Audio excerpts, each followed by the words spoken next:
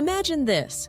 You're lying in a hammock, the sun is setting over the horizon, and the only thing louder than the ocean waves is the sound of your bank account growing.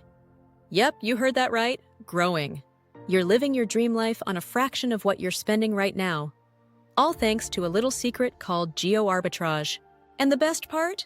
You don't need to win the lottery, sell a kidney, or live on ramen noodles to make it happen. You just need to understand how to work the system. But wait, what is Geoarbitrage exactly? Sounds fancy, right? It's simpler than it sounds.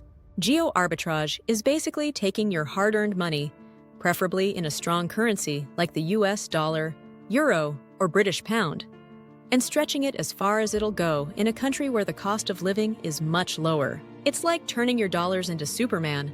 Suddenly, they've got super strength. And you're probably thinking, okay, sounds cool, but does it actually work? Oh, it works. I'm living proof. Right now, I live in Mexico because, quite frankly, it's cheaper than the US. Not just a little cheaper, a lot cheaper. You can find homes with ocean views, eat out every night, and live in beautiful cities with amazing culture for a fraction of what you'd pay in places like New York and San Francisco. But here's the kicker, and it's a big one. Mexico used to be the poster child for geo-arbitrage. But lately, prices are soaring faster than a SpaceX rocket. Domestic inflation and a flood of expats, like us, are driving costs up. So those dreamy blog posts you've read about living in Mexico for $2,500 a month as a couple? Yeah, about that. We're spending closer to $4,000 a month, and that's on a modest budget. No yacht parties, no bottomless margaritas. It's still cheaper than the US, but let's just say, the days of ultra-bargain living in Mexico might be numbered. So, what's the plan? Simple, we'll move somewhere cheaper.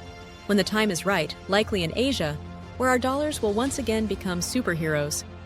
Because that's the key with geo-arbitrage. Keep trading up, lower your costs, preserve your wealth, and in the process, support your never-ending adventure. It's like leveling up in a game, but instead of just better weapons and armor, you're upgrading your whole life.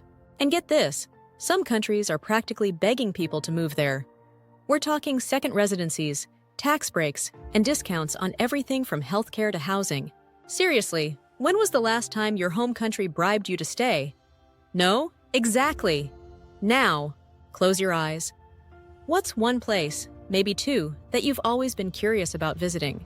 Maybe it's a city you saw in a movie, a beach you saw on Instagram, or a destination you read about in a travel magazine.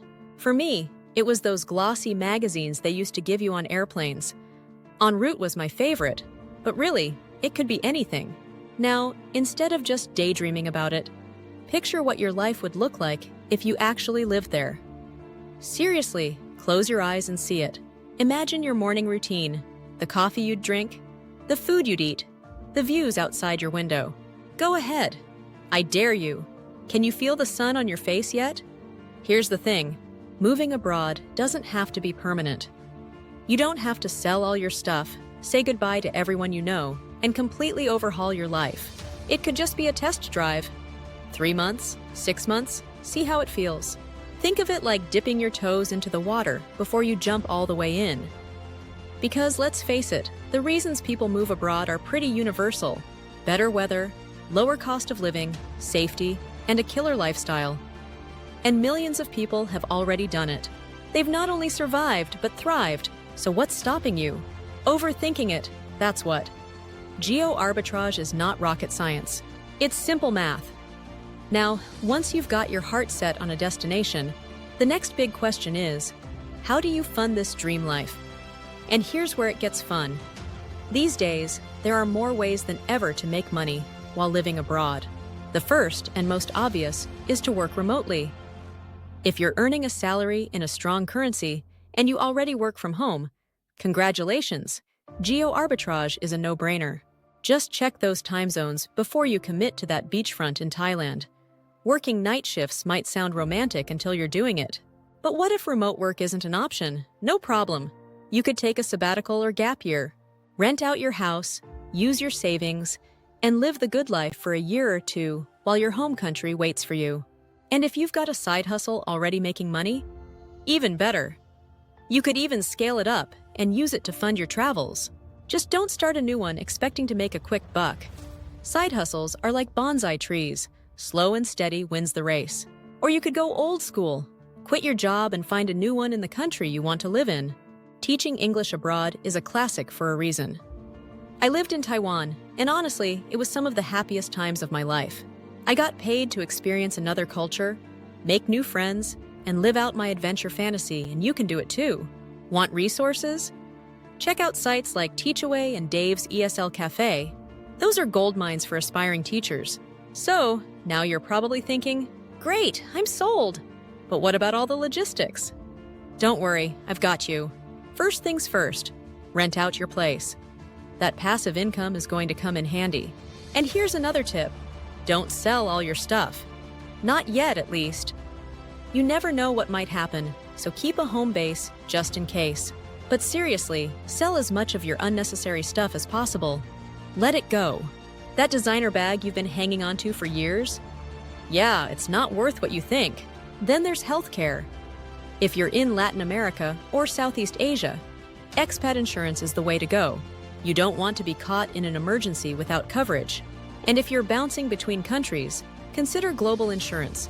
It's pricier, but worth it for peace of mind. Bonus tip: bring extra medication if you need it. Trust me, scrambling to find prescriptions in a foreign country is not the adventure you want.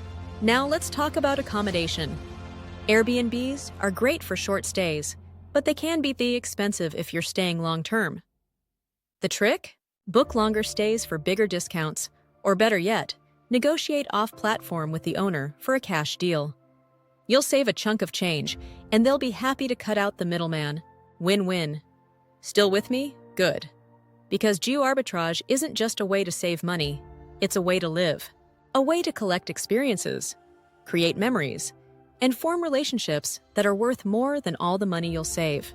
And even if you only do it for a few months, I guarantee it'll change your life. So, what are you waiting for?